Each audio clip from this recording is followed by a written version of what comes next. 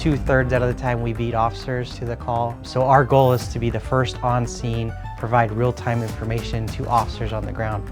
We can launch a drone throughout the city instantly, which ultimately leads to better outcomes. We're able to hear a live 911 call, and before the CAD call is even put in, we're able to get on scene within minutes. We have 7-day-a-week coverage, and each one of those pilots will work alongside an RTIC operator. They do all the license plate lookups, the backgrounds on individuals that are involved in calls.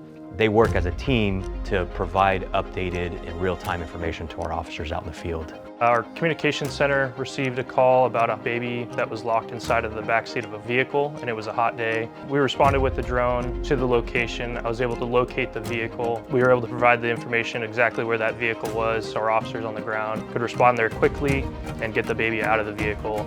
We're able to solve more crimes, apprehend more suspects, gather evidence that we would never have been able to gather. And there's countless examples that I can give of we would not have solved the case if it wasn't for DFR.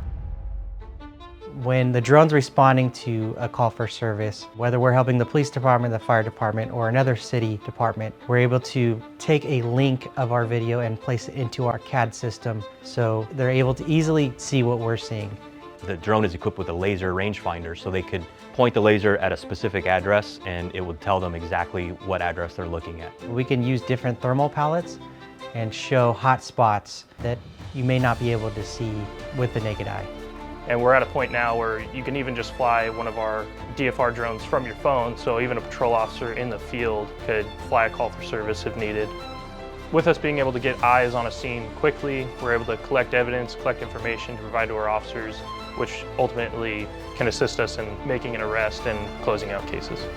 Now that our officers are relying on the Real-Time Information Center, the DFR and RTIC program is the standard now. There's no way of taking a step back.